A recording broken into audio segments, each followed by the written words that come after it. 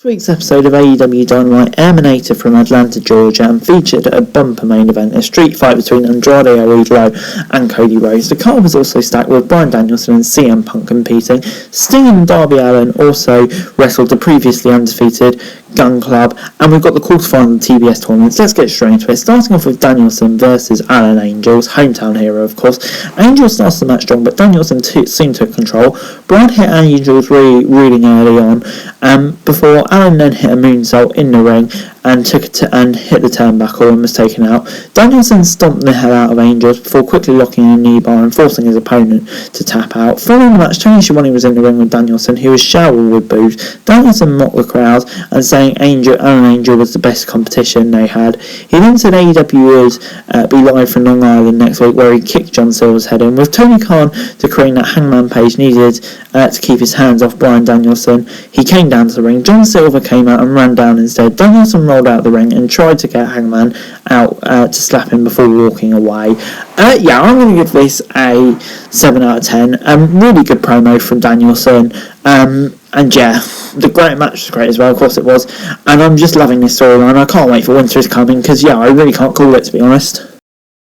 Next up is CM Punk versus Lee Moriarty. MJF came out to see commentary for this match. He spent most of the time running CM Punk down. But anyway, onto the match. Punk got an early headlock on before Moriarty hit back with a lateral press and transitioned into an armbar. Punk was in control at this stage, however, wiping Lee into the corner. He went to follow out a running knee strike, but ended up hitting the turnbuckle. Moriarty quickly took advantage and knocked in a modified crossface before he headed to the top rope, but CM caught him. Lee hit back with a lariat before a boot was hit. Moriarty then went for a suplex, but Punk reversed it into GTS and pinned Moriarty.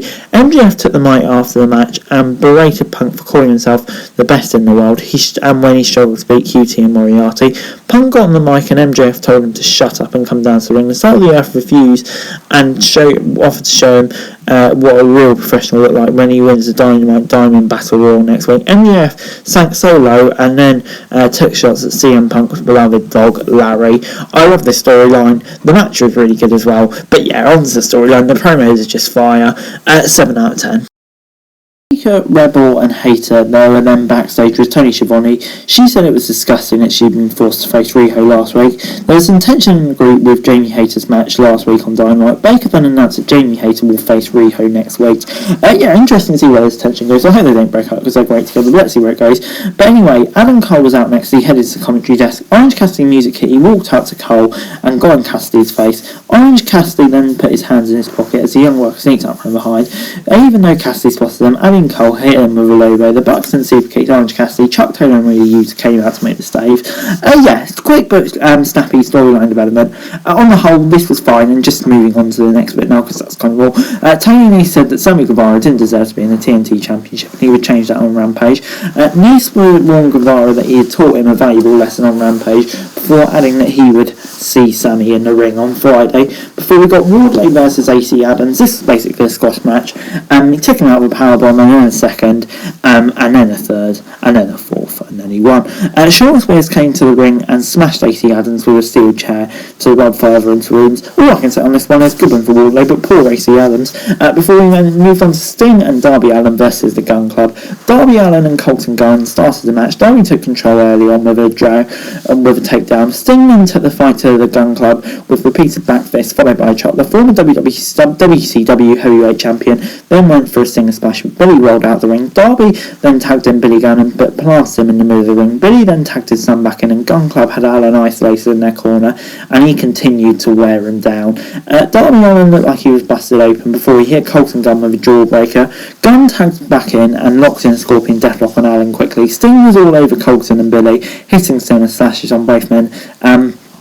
Darby Allin then wiped out the Guns before he hit Colton Gunn with a stunner and Sting followed out with a Scorpion Death Drop and pinned Colton Gunn for the win. This was Gun Club's first loss in AEW. I'm going to give this a 7 out of 10. Really fun match. Sting and Billy Gunn, what a G's. Still going at that level, at that age, just incredible. And Darby and the rest of them did a great job too. So I'll give it a 7 out of 10.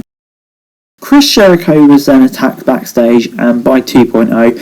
with a steel chair, leaving him in a heap. I don't know if this start writing off before he goes away for a bit with Fozzy, but yeah, if it does, it's a good way to do it. Gives 2.0 a rub and all of that. Before Leo Rush came out with a mic and confronted Team Daz, he said that he'd had the odds stacked against him. Rush added that he was a fighter and said that he would win the battle royal.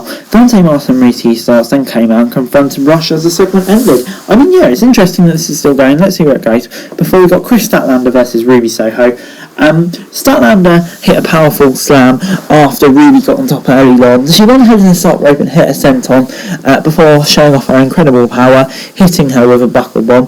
Ruby Soho fought back, however, in the corner, but Statlander put in a dangerous spot. Ruby countered with a poison rana. Soho then went to hit the no future, but it was blocked. Statlander went for the Big Bang Theory, but Soho rolled her out to pick up the win. Nyla Rose attacked Soho after the match, but Chris Statlander chased her away. Yeah, this was a decent match. I'll give it a 6 out of 10. Shame it had to end on a roll up, but on the whole, it was fine. I'm looking forward to Soho versus Nyla Rose.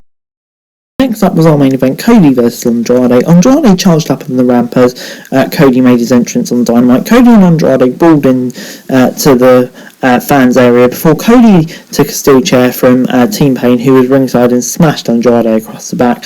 Back in the ring, Cody Rhodes took off his weight belt and went to hit Andrade, but he was caught with a low blow. Andrade then took the belt and whipped Cody Rhodes. Andrade followed out with a steel chair stop. Back inside the squared circle, Andrade hit an incredible split leg moonsault. Cody Rhodes then fought back and hit a cutter before Jose and Arm brawled on the entrance ramp before Cody went to hit a crossroad. Andrade had a steel chair wrapped around him. Eligo countered it, however, and followed it out with a moonsault. Rhodes then went for a top rope suicide. It was very back and forth and took out a sledgehammer from under the ring. Back in the ring, Andrade managed to hit a steel chair with assistance. Cody stepped it up and Andrade went for a moonsault, but Cody wiped his feet away. Brandi Rhodes then hit the ring and put lighter fluid on the table and it lit on fire. Cody Rhodes hit a reverse suplex on Andrade through the flaming table to pick up the win. This match was just absolutely flipping mental. Was not expecting it. I'm going to give it an 8 out of 10. Yeah, this was really, really good and yeah, surprising but good. Overall this week, Dynamite gets a 7 out of 10 from me. Yeah, a really solid episode from Dynamite for me. Solid from top to bottom, lots of good stuff on it, lots of fun stuff on it.